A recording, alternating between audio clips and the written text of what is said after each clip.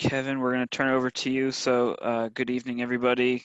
Introducing Kevin Olsen, who is the Instrumentation Specialist on the Chemistry and Biochemistry Department support staff at Montclair State University. But most importantly, he just authored a book on the Newark and Greenwood Lake division of the Erie Railroad. So Kevin, I will turn it over to you. All right, well, thank you very much. And thank you all of you for coming out tonight. A great deal of the credit for the book has to go to Rudy Garbelli and Garbelli Publishing. I had a stack of research and a bunch of pictures, and he was the one who really turned it into a book. So let me start my screen sharing. Okay, so everyone should see the title slide.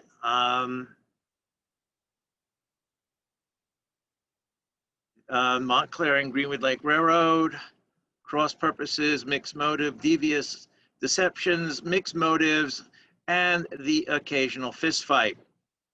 The story of the Montclair and Greenwood Lake. Now, the book just came out a few months ago, Rails to Sterling Forest. So this is a railroad with a really complex history.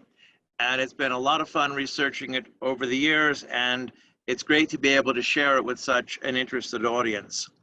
The book, as I said, came out a few months ago from Garbelli Publishing, and I hope after this evening you'll all be buying a copy and supporting me on the next book, which will be about the Erie Railroad's Orange Branch, one of the branch lines off of the Montclair and Greenwood Lake Railway. Bill McKelvey has been collecting a lot of pictures over the years and a lot of ephemera, and has invited me to collaborate with him on producing a book about this railroad. What I want to talk about tonight, because it's summertime and we're thinking about vacations and going away, I want to talk a little bit about the tourist traffic and the excursion trains that ran to not only Greenwood Lake, but Mountain View, Wayne, Little Falls, and even Montclair.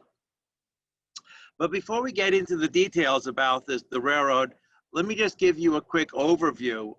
The railroad ran from Jersey City west to Kearney, New Jersey, through Bloomfield, Montclair, Wayne, Riverdale, through Wanacue, Midvale, to Ringwood and West Milford.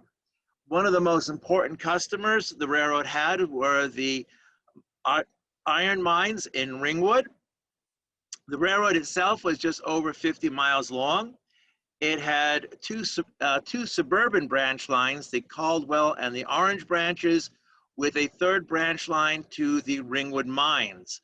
The railroad maintained several steamboats on Greenwood Lake. There was a connection with a narrow gauge tramway at the iron mines, and the railroad operated a great variety of trains. The railroad did have several different owners. It survived 2 bankruptcy sales. It survived severe floods, was almost submerged and lost under the Wanacue reservoirs, and there are even some stories about UFO sightings.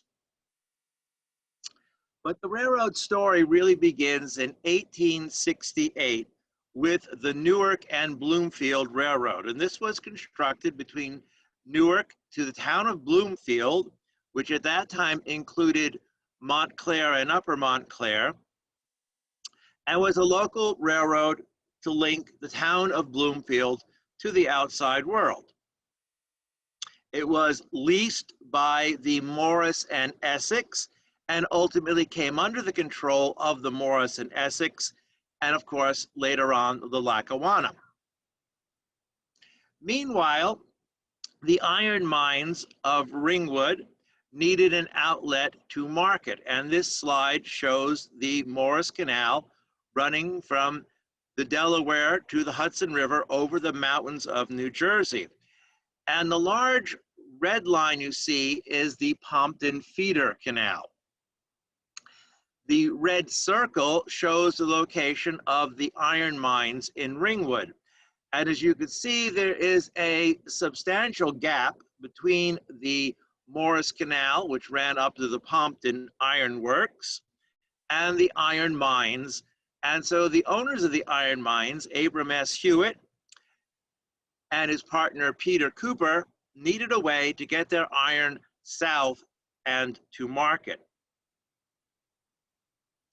Now, in 1868, the Newark and Bloomfield was completed, and the residents in what would become Montclair and the town of Upper Montclair asked that the railroad be extended to them. The Newark and Bloomfield, with a single railroad, a single locomotive, a single passenger car, and earnings in the low hundreds of dollars annually, was in no position to offer anyone expanded service. Here's a photograph of the Newark and Bloomfield's station in the town of Bloomfield. You can see it's rather large barn-like train shed. And this is Valley Road in Montclair. This is the area into which the Newark and Bloomfield was being asked to extend. Now, as you can see, there are not a lot of houses, even later on in the century. There is not a great population density, and it doesn't seem like a very profitable idea to extend the railroad farther north. So what to do about that problem? And here we have a man named Julius H. Pratt entering the story. Now, Pratt was originally from Connecticut and was in the ivory business. He was also involved in the cutlery business. And his company made the ivory combs that fashionable women put in their hair. He was living in Montclair in the 1860s, and he wanted to give his fellow townspeople better railroad service to New York City so that commuting to the city from the town of Montclair would not be so onerous. And you could see again on the right side of the screen, that is the outdoor studio of the Hudson River School artist George Innes. He was Montclair's most famous resident. And I'm showing you this illustration of his outdoor studio to remind you just how rural and unsettled Montclair was. So Julius H. Pratt and his associates only wanted to provide better train service for their fellow townspeople. So let's see, we are going to build a $2 million railroad so that 200 commuters in a village of 2,000 people could have train service that was already available just a few miles away. What was happening is that the whole idea of building a Montclair railroad was a ruse to sneak a charter for a new railroad through the state legislature under the noses of rival railroads that would have cheerfully paid big bucks to squash such a charter. So the Montclair Railroad was leased by the New York Oswego Midland. And the idea of the New York Oswego Midland was to build a railroad from Lake Ontario, the port of Oswego, down through New York State to Greenwood Lake, where it would connect with the Montclair Railroad, and from there to Jersey City.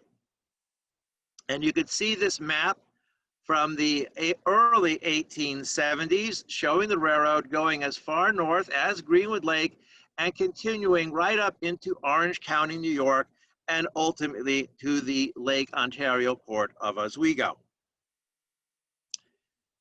Now, how are we going to finance this railroad? So in 1868, the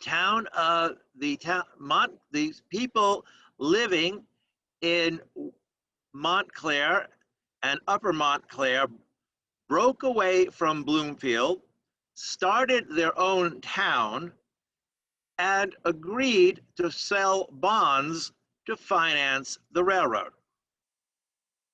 So the way it was going to work was this. The town broke off from Bloomfield. It was going to sell bonds. The money from the bond sales would purchase railroad income bonds. The railroad revenues would be paid back to the bondholders, and the town of Montclair would get a railroad without going into debt. Now, unfortunately, this plan had a fatal flaw, and that is if there were no revenues, then the town of Montclair would be responsible for paying off the bonds. So I want to talk about where the railroad ran before we start getting into some of the details of what happened next. Here's a map of the railroad with the major stations shown as these purple dots, and I have the Great Notch circled. Now, if you are familiar with Route 46, the Great Notch is one of the two routes through the Watchung or through the mountains that serve through the mountains that separate the Piedmont region of the Bergen County, Essex County, Newark, and places like that with the western New Jersey. So let me show you on the next map. Here is a topographic map, and the redder the mountains, the higher they are. The reddish mountains are the highest, the greatest elevation. The yellow mountains are slightly higher, and the green a little less so, and the blue are the lower elevations. And you could see that the railroad is kind of sneaking up through here, through the Great Notch. This is only one of two notches in this mountain chain. One is in Patterson at the Great Falls, and the other is a Great Notch. But once we're through the Great Notch, we have a fairly easy climb up to the shores of Greenwood Lake.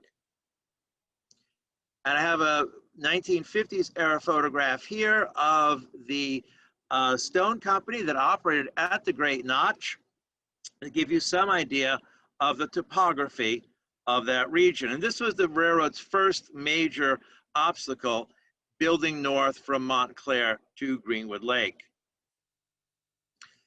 And ultimately, the railroad would arrive in Greenwood Lake, but there was a problem. This is the Hudson River School painter's Jasper Cropsey. One of his many canvases that featured Greenwood Lake, and this is one of the canvases that predate the coming of the railroad.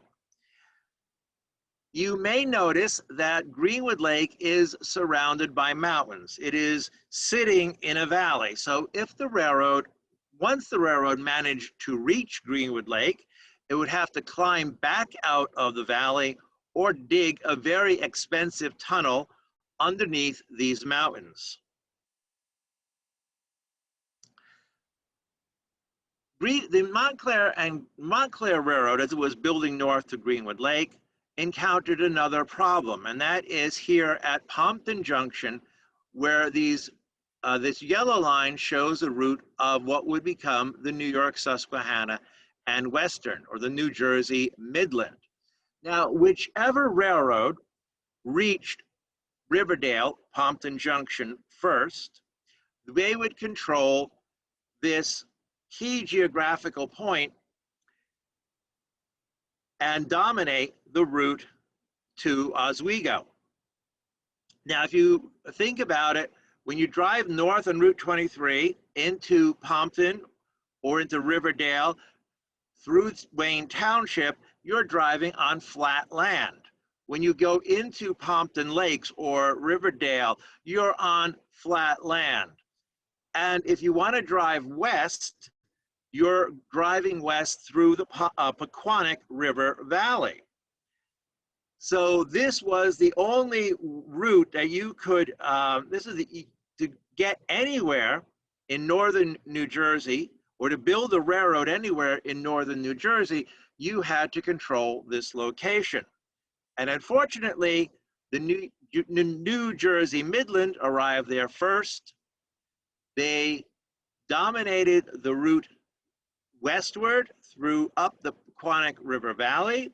They made their connection with the New York Oswego Midland, and the New York Oswego Midland, operating over what would become the Susquehanna, provided the train service to Oswego, New York, and Lake Ontario.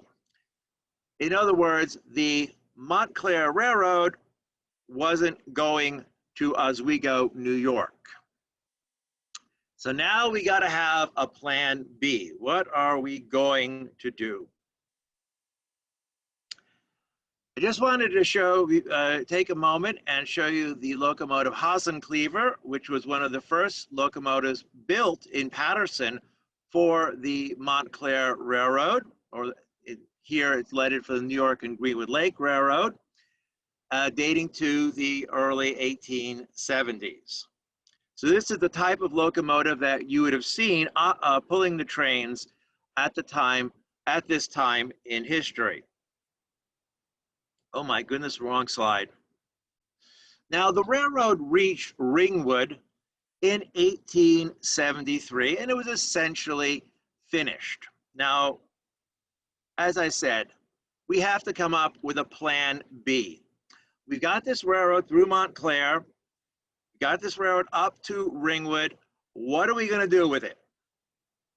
Well, instead of becoming a link in this major trunk line that would connect New York City to the Great Lakes, it could serve as a local line that was bringing iron out of Ringwood and tourists up to Greenwood Lake.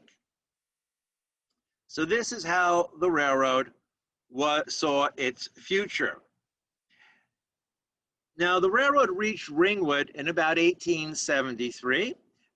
It was just a few miles short of the lake. Iron ore could start flowing south from the mines of Ringwood, and the railroad was in operation just in time for the financial panic of 1873.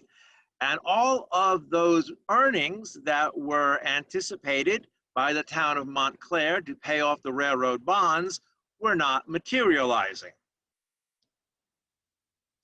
Well, now what are we going to do? The railroad faced a bankruptcy sale. So in 1875 was the first time the railroad was sold at the sheriff's auction.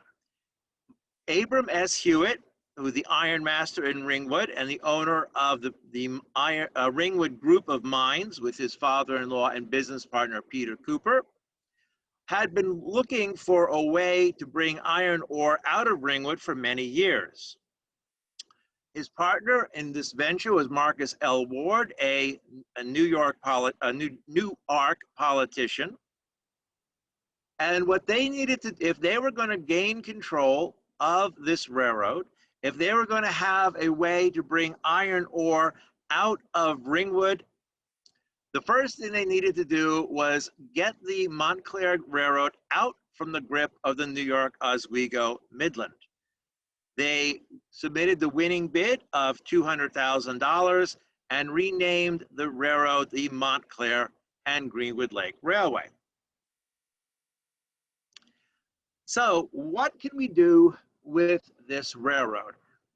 Now, one of the ideas was to use it as a connection to Albany, New York. So let's think about how this would work.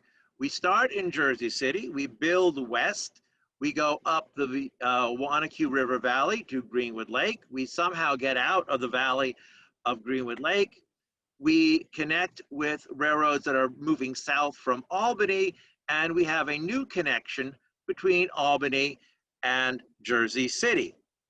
Now here in this orange line on the map, this is the line of the Erie Railroad. And does anybody see a problem? Well, we'll keep in mind that the proposed Jersey City to Albany Railroad would have to cross the Erie somewhere in the vicinity of Goshen, New York. There was a second bankruptcy sale in July of 1878, and Hewitt was a member of the purchasing committee. And the idea was that a group of bondholders for the railroad were going to form a consortium. They were going to buy the Montclair and Greenwood Lake Railway and operate it. And as I say, Hewitt and some others were on the purchasing committee. Their job was to, on behalf of the railroad's bondholders, buy it at the bankruptcy sale, the second bankruptcy sale in July of 1878. Now, instead of buying this railroad, Hewitt sold his interest in the railroad to the Erie. Now, why did the Erie want to buy a short line railroad in New Jersey that had very little prospect of earning any real money? Well, remember this junction between the Erie and the Montclair Railroad in the vicinity of Goshen, New York in Orange County. If another railroad got control of that junction and another railroad got control of the line to Greenwood Lake and then south to Montclair and then on to Jersey City, then they could divert the Erie traffic on a shorter route to the New York waterfront.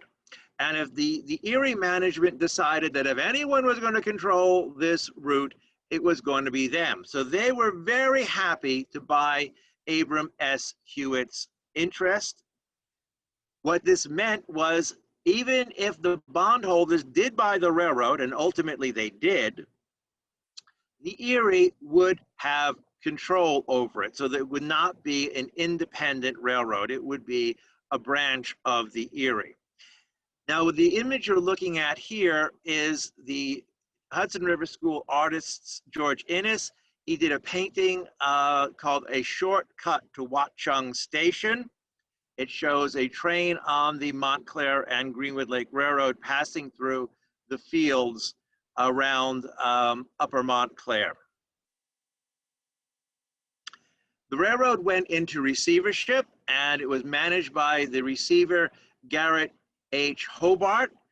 Hobart is best remembered today as William McKinley's vice president and the person who gave his estate to form the nucleus of William Patterson University. But at the time, Hobart was recognized as a very talented railroad manager and helped get the Montclair and Greenwood Lake Railroad out of receivership. Ultimately, Abram S. Hewitt sold the last of his interest to the Erie Railroad in 1898, shortly before his death. It was operated now as the Greenwood Lake branch of the Erie Railroad, although there were still some of the original bondholders that retained a stake in the railroad's ownership. And this slide shows how the railroad fit in to the Erie Railroad's commuter lines. The blue line is the Montclair and Greenwood Lake, or as it would be now, the Greenwood Lake branch. The red line, the Newark branch, and the main line is shown in the green. And you can see on this map 2 of the suburban branch lines that were operated by the they were part of the Greenwood Lake branch of the Erie. So once the railroad reached Greenwood Lake sometime in somewhere in the early summer of 1876, this shows one of the early 440s at the lake. There were a number of different types of people who took the passenger train. Some of them were commuters, obviously, though certainly not this far north. There were thousands of vacationers and people going on excursions. There were locals who were taking the train to the big city of Montclair or Newark. And there were people who grew up in the country who would come back on the weekends. This is a winter photograph, so I don't think there were many tourists coming to Greenwood Lake at this time. So one great advantage that the Montclair and Greenwood Lake Railroad had was that it passed through areas popular with summer visitors. In 1882, the New York Times reported that anywhere along the line or within 10 miles of it on either side, wherever there is a fish to catch, a boat to row, or a broad veranda upon which to lounge and gossip, there will be found a crowd of summer visitors. The New York Times reported that 300 to 400 people summered in Montclair, and that an invasion of summer visitors filled rooming houses and hotels in towns like Upper Montclair, Montclair Heights, and Pompton. The low end of the accommodations were farmhouse accommodations at $6 a week, and the upper end went as high as $10 to $12 a week for a good hotel. The food was reported to be somewhat monotonous, but it was abundant and wholesome. So let's look at some of the places you could visit as a summer visitor, as a tourist, along the line of the Montclair and Greenwood Lake Railroad. This is what you would have seen entering the town of Montclair in 1908. Not very pretty to look at. You see a lumber yard. Of course, that was a very important type of industry along the line in the era before trucks and local deliveries of lumber. And this is the type of hotel at which you would stay. This is the Crestmont Hotel in Montclair, up on one of the mountains to the west of town. Moving down from Montclair and into the Passaic River Valley, one of the very popular tourist spots was Singac, New Jersey. Now, if you know the Willowbrook Mall in Wayne Township, you leave the mall, you head south on Route 23, and where Route 23 crosses the Passaic River, that is the hamlet of Singac. It's extremely popular with summer visitors and tourists. And you could see here even a houseboat on the Passaic River in Singac. I believe this photograph was taken from the railroad bridge over the Passaic. You could come to Singac for an afternoon or a day or a vacation. One of the popular things to do was to rent a rowboat and go out on the Passaic River. This is a postcard from about the same era, or around 1900, of two women out for a row. And one of the most popular destinations in Singac was the amusement park, Grand View Park, which operated between 1925 and about 1935. It was located along the Peckman River, if you're familiar with Little Falls. The Grandview Amusement Park was more popular with trolley car riders. The Patterson and Rutherford Street Railway Company extended their tracks westward from Patterson along the Passaic River to bring people to Singac. And again, one of the very popular destinations on this trolley was the Grandview Amusement Park. And this shows one of the last trolleys running to Grandview sometime around 1938. You see the open car was an earlier type of trolley operated on this line, and you can see the closed public service cars. Moving a little farther north from Singac is the town of Pompton Lakes. This is the Crawford Inn, again, a turn of the century postcard. I'm not quite sure what the message on the postcard means. Something I don't think you saw two places all week. Come down. I have no idea what that means, but someone obviously was staying at the Crawford Inn, and this was the type of hotel that would have been filled with summer visitors, all brought there by the trains of the Montclair and Greenwood Lake Railway.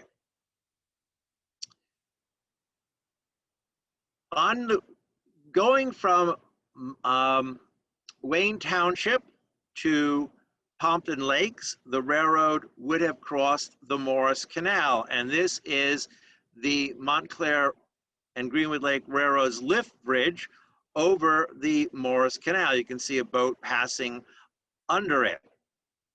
The Morris Canal was operational from about the early 1830s to the late 1920s, ran 100 miles across the state, and crossed the Montclair and Greenwood Lake tracks here on this lift bridge in Wayne Township. There is absolutely nothing left of any part of this scene today.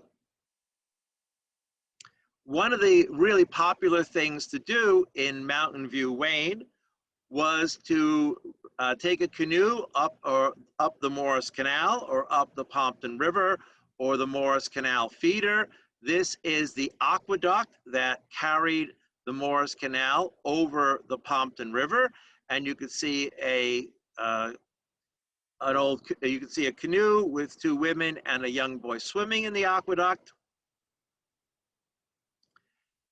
And recreation like this is why Mountain View, Wayne was known as the Venice of America. Now, in this map shows the Morris Canal. The black line with the hatching is the line of the Morris Canal from Belleville through Patterson, Boonton, and Rockaway. But I put this purple on the line of the local rivers and the canal to show you where you could go with a canoe or a rowboat. The line of the Montclair and Greenwood Lake Railroad is shown in red. So if you wanted to come to Little Falls, take a canoe up the Morris Canal, up the Pompton River, the Morris Canal feeder. You can go out then on to Pompton Lake, take the Pompton River downstream, take your canoe back to Little Falls, and get home on the trains of the Montclair and Greenwood Lake. This is a very popular vacation spot, and the railroad did a good business hauling vacationers here. This is another painting by the Hudson River School artist George Innes, showing the line of the railroad somewhere in the vicinity of the Pequannock River in the town of Riverdale. This dates to the early 1900s. So let's talk about a little bit more about the vacationers on the railroad around the turn of the century.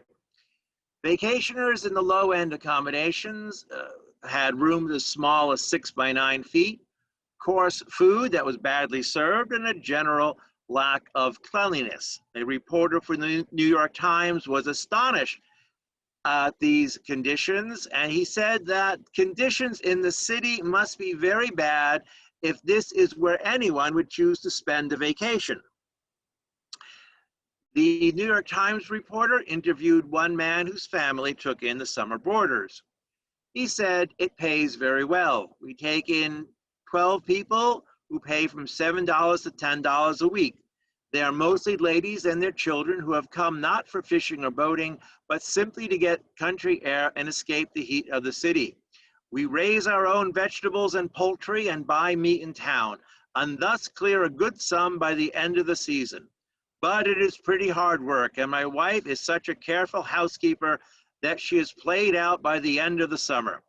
She will have everything just so, and if the servants don't do what pleases her, she just ups and knocks them stiff." And if you were going to that summer boarding house, you might travel on a train like this, photographed in the early 1900s in the town of Upper Montclair. Of all of the passenger traffic to Greenwood Lake, one of the single most serious accident that took place on the line occurred in July of 1876. Now, it was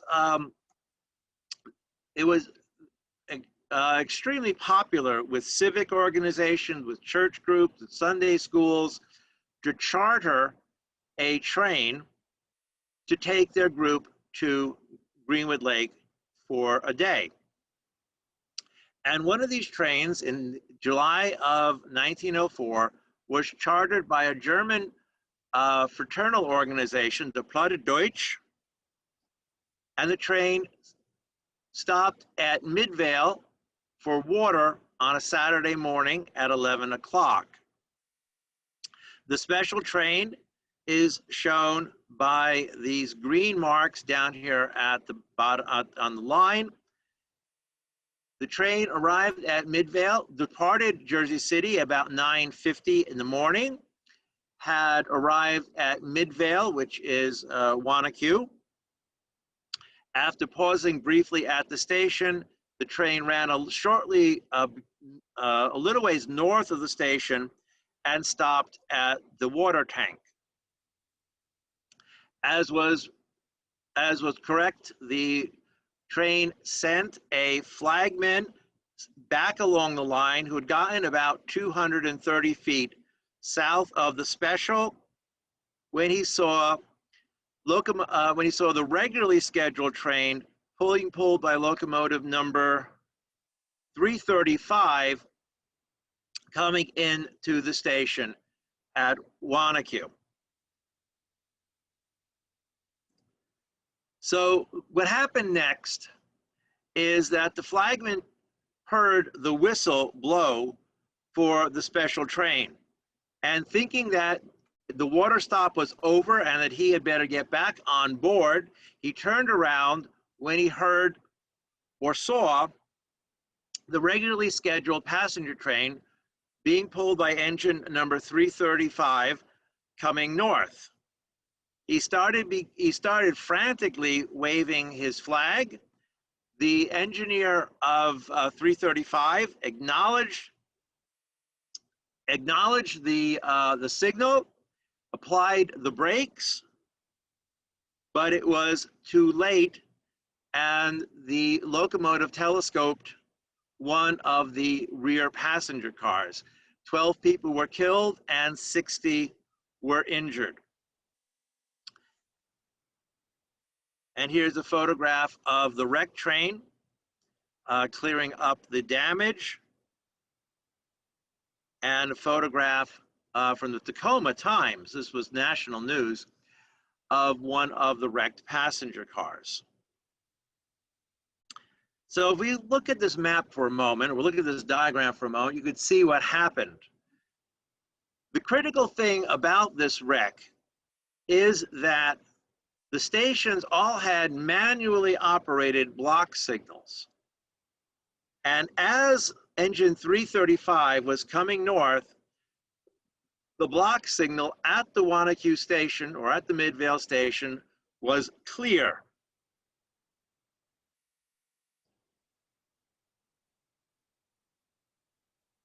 it remained clear and was not changed to stop until after the collision. And what we believe happened is that the station master confused the special with the regular train. And thinking that the special was the regular passenger train, he would have had about an hour to change the block signal before the next train arrived at the station, so there was no need to rush and change the block signal from clear to stop. However, it wasn't the normal train, it was a special, and because he did not change the block signal from clear, the regularly scheduled passenger train ultimately collided with the special. Of all of the wrecks, of all of the passenger trains that, traveling to the resort of Greenwood Lake, this is the single most serious accident.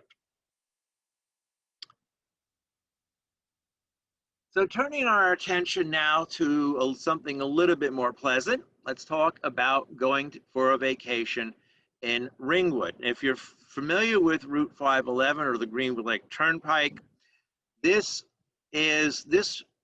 area is the site of the Long Pond Ironworks State Park, and right now it is submerged under the waters of the Monksville Reservoir. This is the Ye Olde Country Store went about here somewhere.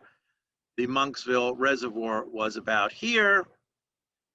And you had a series of tourist cabins built along the line of the Wanacue River. And again, you could reach these cabins on the Montclair and Greenwood Lake Railroad, stopping at the Hewitt station. The railroad finally reached the shore of Greenwood Lake in about 1876. And finally reached the shore of Greenwood Lake in the early summer of 1876. And the first terminal was GLENS Cooper. Here we had a steamboat dock, a freight station, turntable, and a small passenger yard. Eventually, the railroad would cross this small trestle right at the outlet of Greenwood Lake and continue north to Sterling Forest. And this is a ICC valuation map showing the railroad's terminal at Sterling Forest. You see there was actually quite a large terminal. We see a turntable, an engine house, we see the steamboat dock, and we see a fairly large passenger station just south of the New York, New Jersey state line. And here is a photograph showing the terminal at Sterling Forest with one of the railroad's steamboats taking on passengers. Here's another photograph of the same terminal from the other direction. And you can see here off to the right, the ramp going down to the lakeshore that would allow people to get off of the trains and get onto the steamboats. It's important to remember that the railroad only connected to a very small number of the resort hotels. To get from the station to your hotel, you certainly had to take a steamboat. And that's why the steamboat dock here is so important. The largest steamboat on the line was the Montclair, put on the line by the Montclair and Greenwood Lake. Later, the operation taken over by the Erie. She had a capacity of about 250 passengers. Day trippers would take the Montclair for a ride around the lake. People staying would use the Montclair to reach their hotels. The smaller steamboats, the Arlington, the Milford, the Anita, and the Orange, were of this design. They were operated up until the 1920s. They were smaller than the Montclair and less expensive to operate, so they were a good way to service the passengers when the resort business was slow in midweek or in the spring or in the fall. local people could also take these boats from the village of Greenwood Lake to the railroad station at Sterling Forest. And here is one of the smallest steamboats, the Anita, waiting for passengers at the Sterling Forest station. And you can see also a large number of canoes and rowboats that people were using to get around the resort on the lake. The boats operated by the Erie Railroad were not the only ones on the lake. This is the Ferncliff steamboat that served the Ferncliff Hotel, where you see her docked, which I believe was on the west shore of the lake. The Ferncliff would take shuttle passengers between the hotel and the Sterling Forest station. One of the more popular things to do at Greenwood Lake was to go fishing, and around the turn of the century, you could hire a guide for about $2 a day, boat rentals anywhere from 50 cents to $1. And here is a party of people coming north from Montclair in 1888, enjoying a rowing trip on Greenwood Lake. Now, one of the things you needed to have to accommodate day trippers was a casino like this. This is the GLENS Casino. And when we say casino, what we mean is house. We're not talking about a place where there was gambling. So this was a tourist facility. You could come here for the day. You could have a meal. You can go swimming. You could rent a rowboat and go fishing. There would be a dance hall, a billiard room, and other types of games. And here you see the GLENS Casino on the shore of Greenwood Lake, and the line of the Montclair and Greenwood Lake Railroad running right past the casino.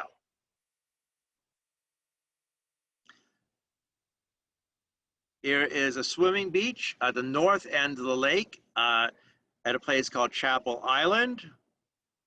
Another postcard showing a large hotel and a man out in a rowboat. And this map gives you some idea of just how big the tourist business was at Greenwood Lake. The hotels are shown by these purple triangles, and the two railroad facilities, Sterling Forest here and Cooper here, are shown with the blue squares.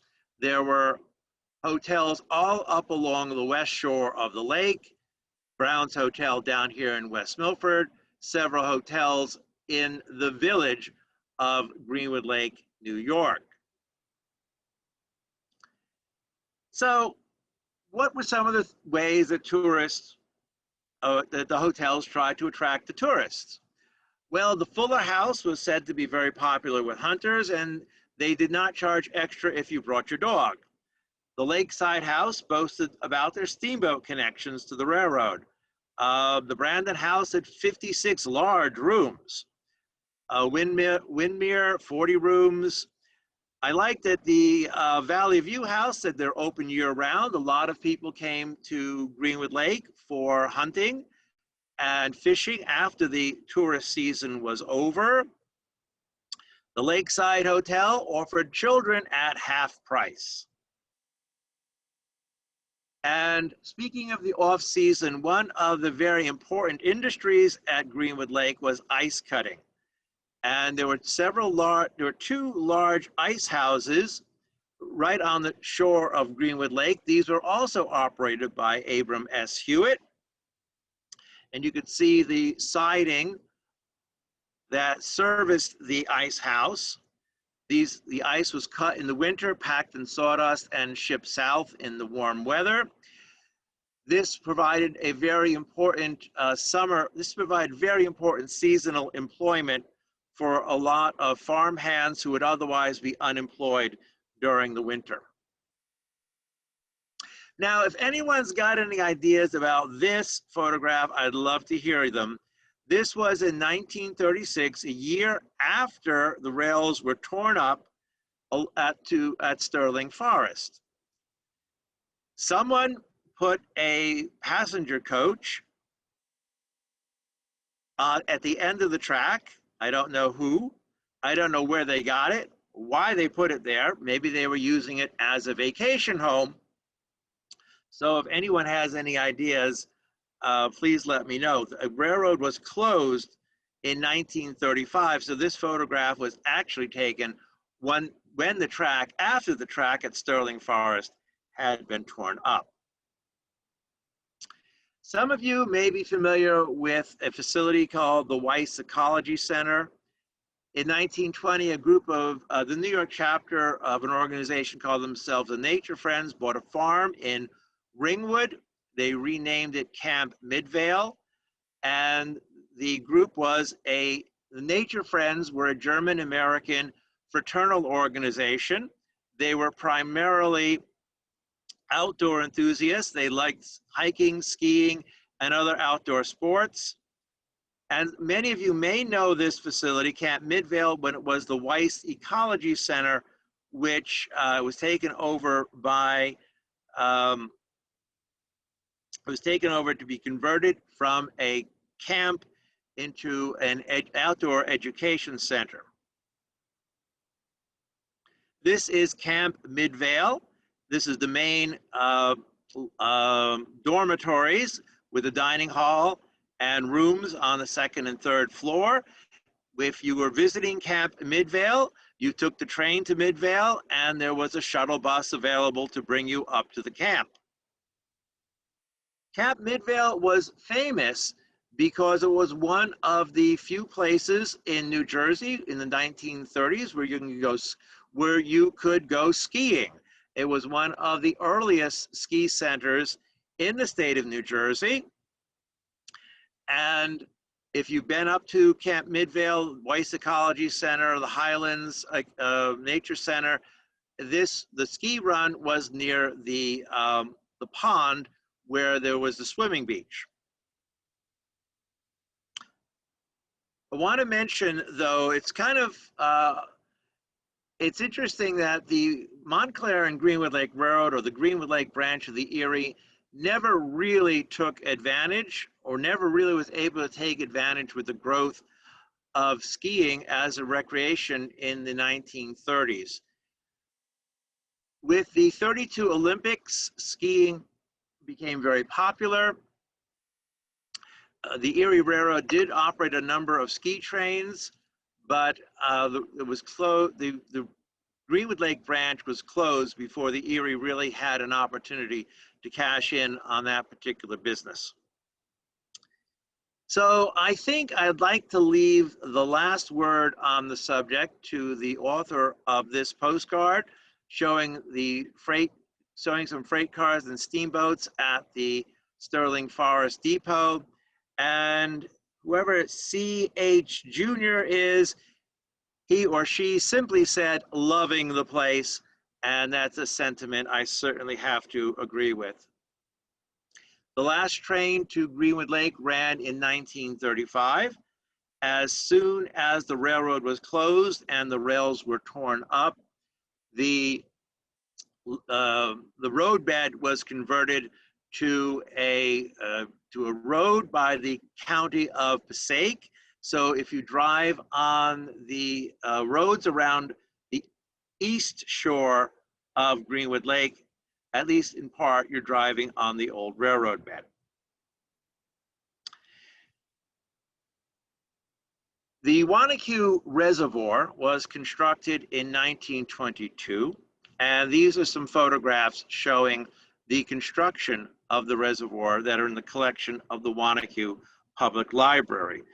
The railroad did make some money hauling supplies northward to facilitate the construction of the Wanacue Reservoir, but the reservoir was going to flood the railroad's tracks, and most of the roadbed that you see nowadays, and what is now the access roads for the reservoir, was constructed at the time in the 1920s to get the railroad up out of the bottom of the reservoir so it wouldn't be flooded and could continue to run to Greenwood Lake and the iron mines of Ringwood. And I was fortunate to get some photographs showing the railroad connections to the iron mines of Ringwood. This is the railroad spur, the Ringwood branch going up into the mines. It's passing the house of the mine manager. And here we see the transloading facility between the narrow gauge dinky line, which hauled ore down from the mines, with the standard gauge Erie Railroad. You see on this map, the tram was identified as a tram road, was a narrow gauge railroad that began at the Ringwood station, ran up to the Wheeler mine, the Peter mine, the Hope mine, and the Cannon and the Blue mines. What would happen is that the ore would be loaded into these cars, and a young boy would sit on the car operating the brake, bringing it down to the transload. After a couple of cars had ran to the bottom, this narrow gauge locomotive would couple onto them and haul them back up to the mines, where the process would begin all over again. The dinky line was closed in 1912. It was a 3-foot 6-inch gauge, and it was replaced by a standard gauge spur going up to the mines. This map shows 1935, just the time the rails were removed at Greenwood Lake, but the spur to the mines remained open for another 30 or so years. This is the Peters mine, and you can see the railroad coming in here from the south. There was a trestle to bring in coal for the powerhouse of the mine, and there was also a loading facility up here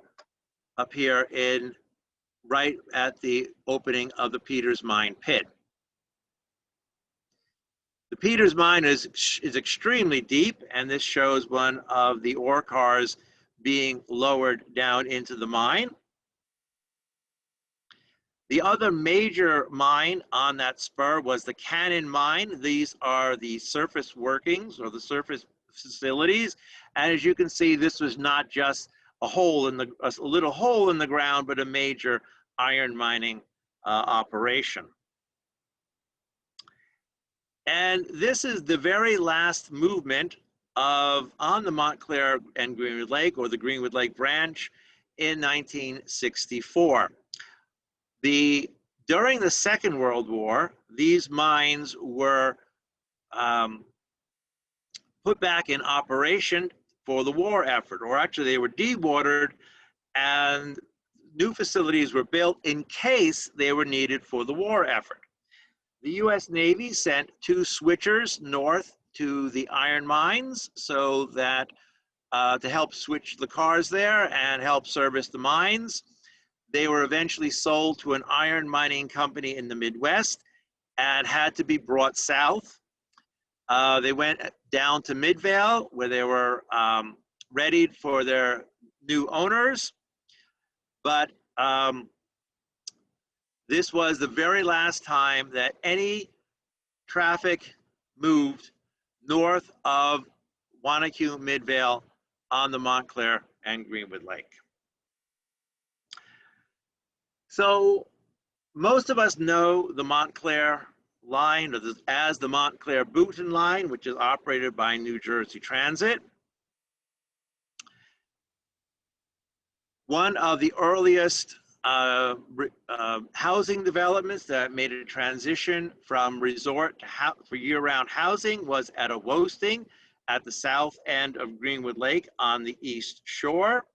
This was developed in the early 1930s, and it was developed by the Hewitts and the Ringwood Company.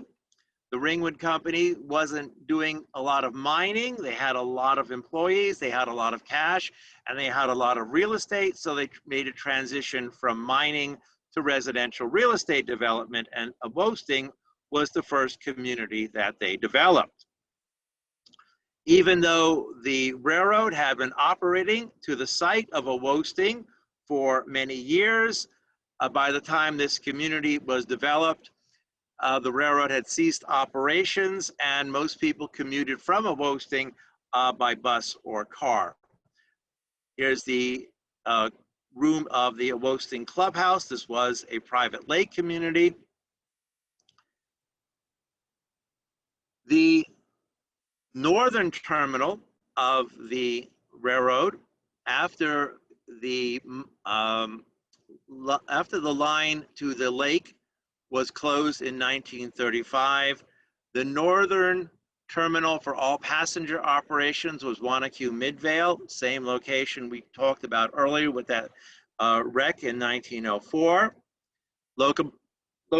Commuter equipment would lay over at Wanacue Midvale. The Ringwood branch was served by a gas electric car, as were some of the other branches of the railroad, such as the Orange branch and the Caldwell branch.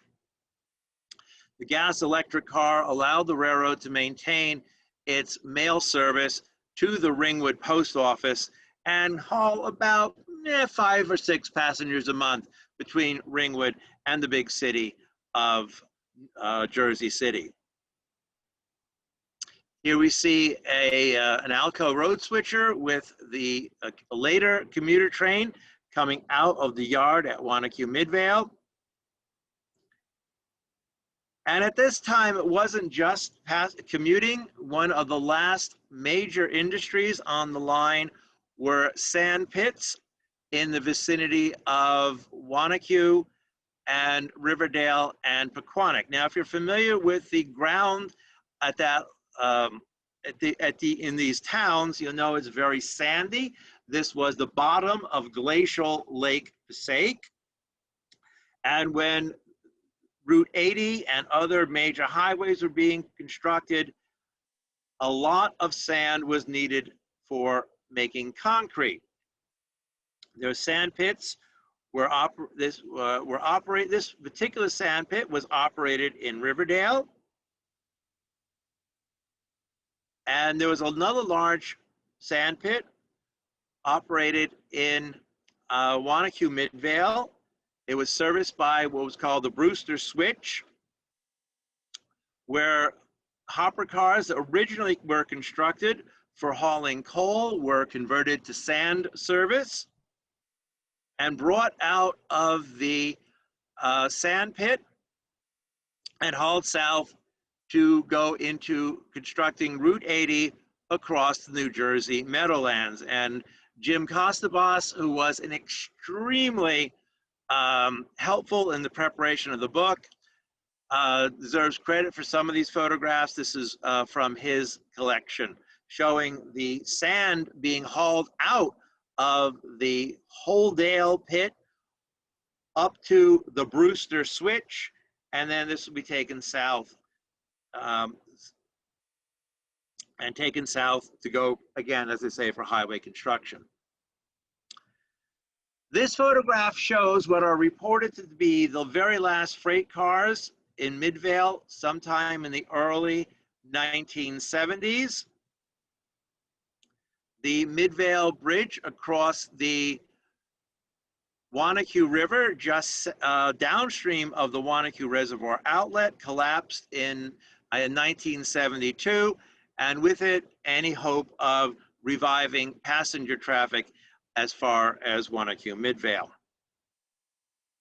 Now, many people know Wanacue Midvale as the location of a number of UFO sightings. Just about the time the railroad closed, the railroad was wrapping up its operations, there were a number of UFO sightings in 1966. Geologists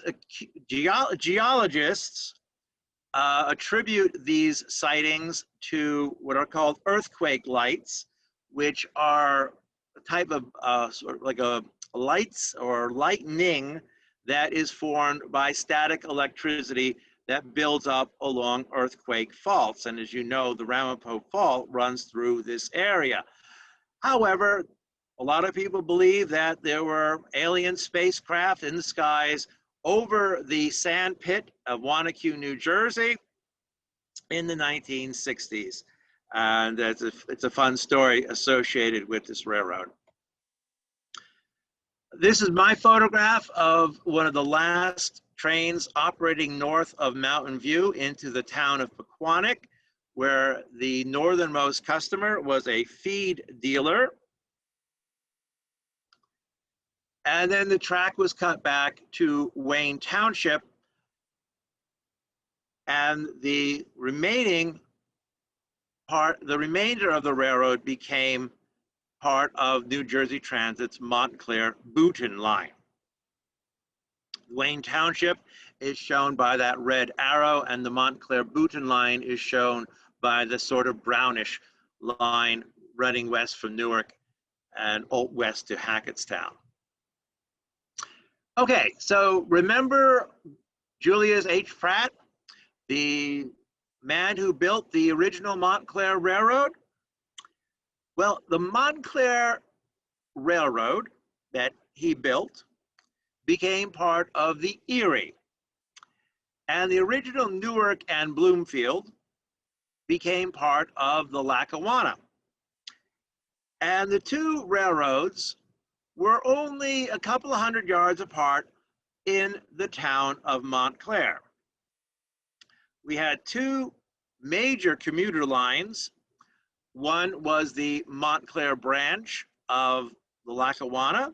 The other was the Greenwood Lake branch of the Erie, which is now the Montclair Boonton line.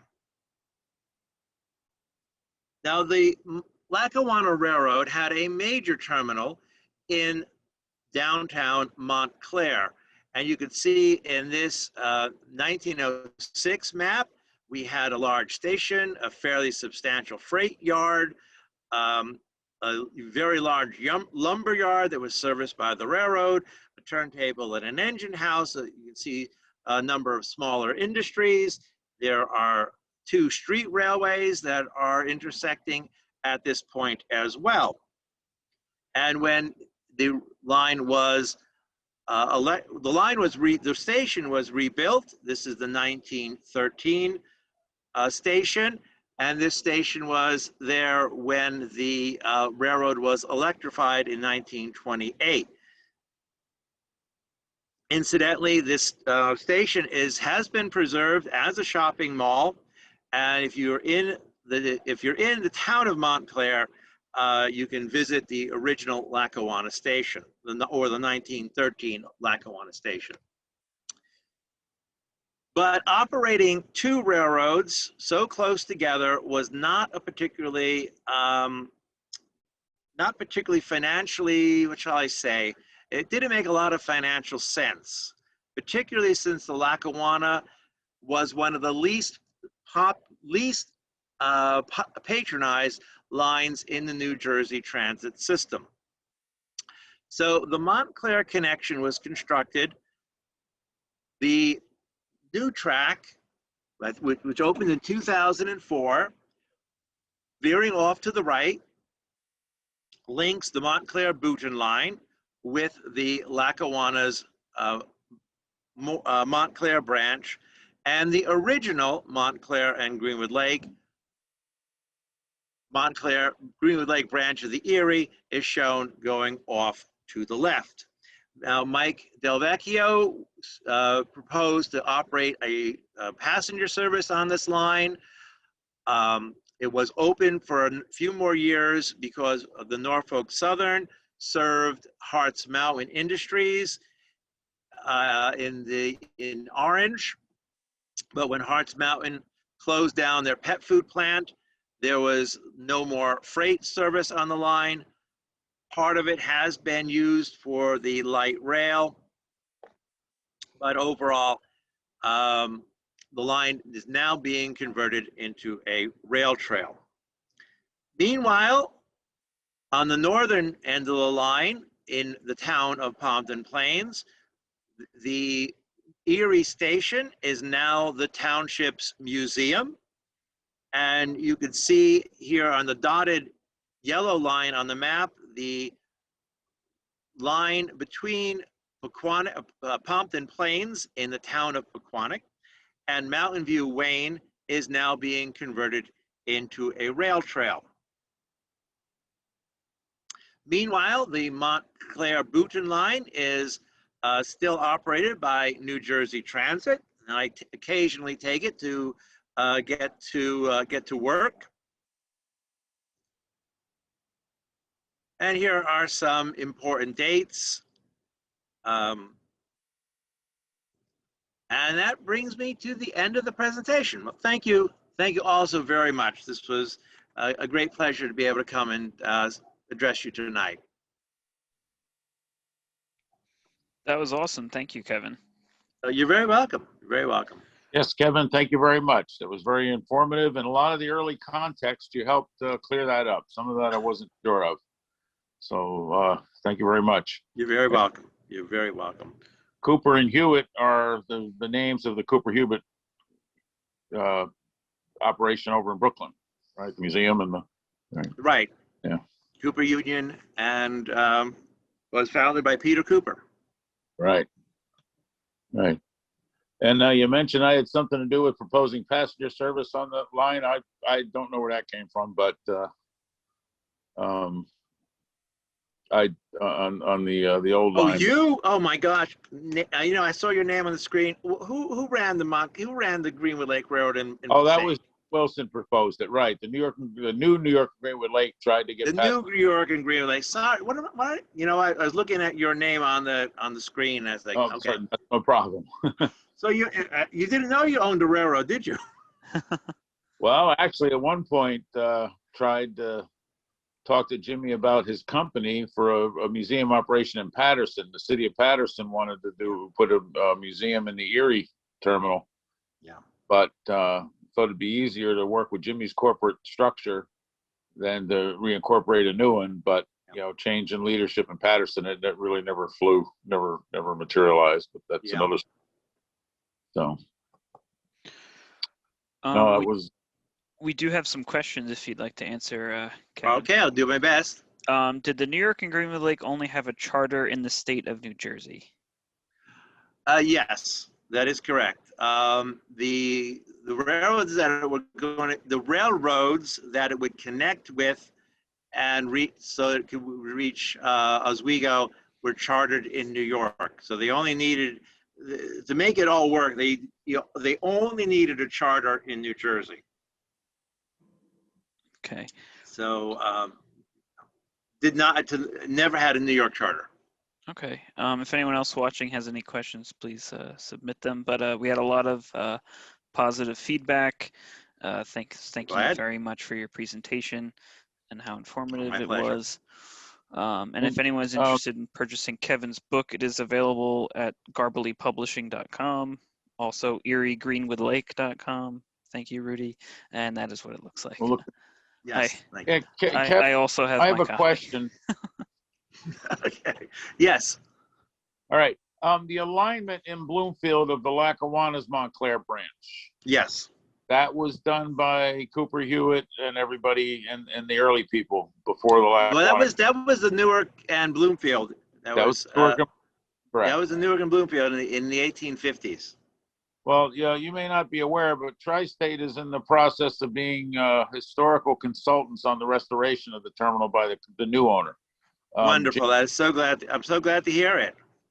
January, a holding company bought it from the developer who had been developing it and annoying the town with it. So the new owner is got some wounds to heal, and he's doing a pretty good job so far. And excellent. He's very much into the history of the terminal, and he wants to preserve as much of it as possible. So I'm buying a drone around it to help him, with some pictures and stuff. And as I'm scanning through the pictures, I didn't realize that terminal lines up exactly with Lower Manhattan. I mean, it's a straight line from that terminal to 140 Cedar Street. And so it made me think that I wonder if that was coincident or intentional and just not written about, that they wanted to promote going straight to New York. Because again, that layout in that property could have there's many ways it could have gone. It didn't have to be the way it is, and it's not even parallel to any road the way it is. But so I'm thinking that the fact that it lines up to the degree with Lower Manhattan, it was probably intentional. But I've never seen it written. I don't know if you have. It's kind of No, my I've question. never seen anything about that. Yeah. Yeah, I think the Newark, and I think that's the when the Lackawanna took over the Morrison Essex, and by extension, the Newark and Bloomfield, they may have straightened it out. They may have. The current terminal, I did check it out. The current terminal is on the exact alignment of the original terminal, the original wooden one. Well, okay. So Now that's neat. It is really neat. Oh, and which means they couldn't maintain service while they were building the new terminal. They had to handle passengers down on the other side of Grove Street. You know. Mm-hmm. Okay. So it's just interesting, some little nugget that we haven't picked up anywhere else. But we have a couple other questions coming in. I guess Okay. Someone asked what type of traffic, I guess commodities, was interchanged with the Susquehanna at Pumpton Junction. The big one was coal. I was just doing some digging today, and I found that it was an extremely important, as the Susquehanna was bringing coal eastward out of the Poconos. A lot of it went down the Montclair and Greenwood Lake, or went down the Greenwood Lake branch. I've seen some references to general merchandise, but I think the big one was coal. And there was also, very early on, there was some iron brought down and then brought south from Ringwood, and then west on the Susquehanna to forges, furnaces and forges in Bloomingdale. Okay. Mike Delvecchio, this actually might be a question for you.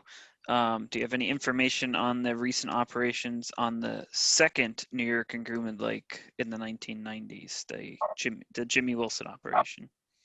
The Jimmy Wilson, yes, thank you. well, something I should have. There was a couple of news before we go to the club items I should have talked about.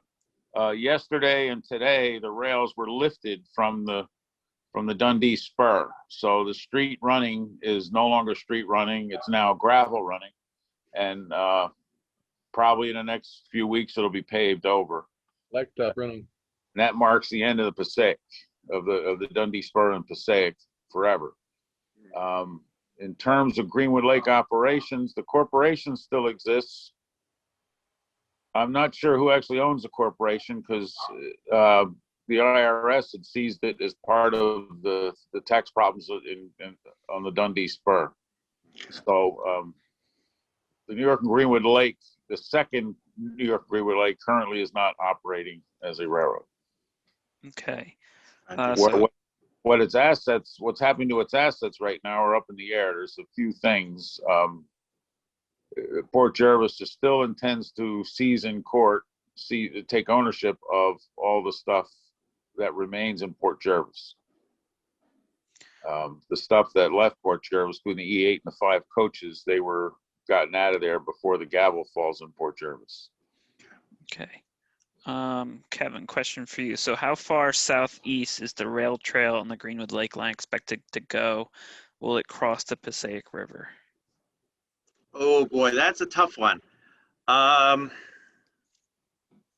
In a perfect world, it would link up to the East Coast Greenway. Now the East Coast Greenway, I'm going to just go off on a tangent for a moment, if I may. The East Coast Greenway is envisioned as a oceanside Appalachian Trail going from Maine to Florida. And you would be able to take the Greenway, staying very close to the coast. So in New Jersey, it crosses the George Washington Bridge on the pedestrian, what would you call it, pedestrian walkway, then go down to the Hudson River waterfront walkway, across the Meadowlands to Newark, and then south to the Delaware and Raritan Canal, and onto the Philadelphia area, Princeton and Trenton. Now, the rail trail is envisioned to connect with the East Coast Greenway. And the problem with the using the Montclair and Greenwood Lake, or the Montclair Greenwood Lake branch, is that the swing bridges on the swing bridge on the Hackensack River is stuck in the open position. So either you'd have to build a very expensive pedestrian bridge, or you have to route the trail on highway bridges. And the state of New Jersey has done a wonderful job making sure there are safe pedestrian walkways on the highway bridges. When you get down into the Passaic River and down into the Meadowlands, the whole trail just becomes kind of becomes a bit nebulous because of the bridge situation. So what's going to happen with the bridges really is going to depend on how far to the southeast that trail is able to extend, and whether it will be able to ultimately link up with the East Coast Greenway.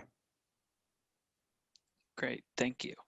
The next question is, did the Erie Railroad use pushers to help freight trains with coal and sand up the grade through Great Notch? I think the members of the Tri-State probably are far more qualified to answer that question, because I know a great many of members have been up at Great Notch taking pictures of the helpers. I have seen on the old maps, there was an engine house in Little Falls at the bottom of the grade, although I have no information about the helper operations that engine house would have supported. But yes, there were a number of helper engines, and I'm going to defer to those of you who've been up there photographing those operations rather than try to answer the rest of that question. Well, I do know the diesels occasionally would get helpers. It wasn't a routine thing. And steam era, I couldn't imagine them operating. I couldn't say with the steam era. I would have to ask somebody. And other news this week, I should have mentioned, we're good to the club. President Biden made a speech about expanding Amtrak stops, and he specifically mentioned Scranton and Allentown to New York. Now, officially, NJ Transit has not heard a word about it, but it would not be entirely unlikely that NJ Transit, rather than run Amtrak over the Marcy and Essex, which has already got a lot of trains on it, might send them via the Montclair Booten line. So the Greenwood Lake could potentially see Amtrak, even if it's only detour moves in the event something goes wrong on the other side. But if that actually happens, there'd be a lot of money involved, because you still have to connect the missing piece of the cutoff. Mm.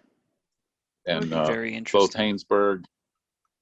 both Haynesburg and the Delaware River viaducts need a lot of money, cubic money. I think the last estimate was the number's drawn a blank. I think it was less than $100 million though. So oh wow, for both those bridges. But regardless, if Amtrak runs to Scranton, it's possible Greenwood Lake could see intercity passenger trains again. So even on a detour basis. I have to admit, from a management standpoint, it might be wise to just route Amtrak over the Booten line, because it's got a lot less traffic on it during the day, and you can accommodate Amtrak. It could be done. Yeah, it certainly could. Well, I'm waiting for the electrification to be extended to Wayne, and then on the Montclair Booten line down to the cutoff, and then we can run a fan trip with the GG1. So, right. and the cutoff community has been very excited about that announcement. The people wanted to in favor of during the cutoff, but nobody's been talking about the equipment that would be needed Amtrak would have to buy the same dual modes that NJ Transit is running, so it can go from electric from New York, you know, on into diesel territory. So that is a good thing, because NJ Transit has been stuck having to buy custom equipment because of the two different voltages. So with Amtrak buying that now means the locomotive builders are selling more engines, which means the price will come down per unit, and they'll be supported longer. It's one of the problems with having unique locomotives, as NJ Transit keeps finding out, is the life cycles are shorter. And testament to that are the 15 or so Alp engines that are sitting on the cutoff because it is not supportable anymore, and the financing is still active. You know, they're not fully paid off yet.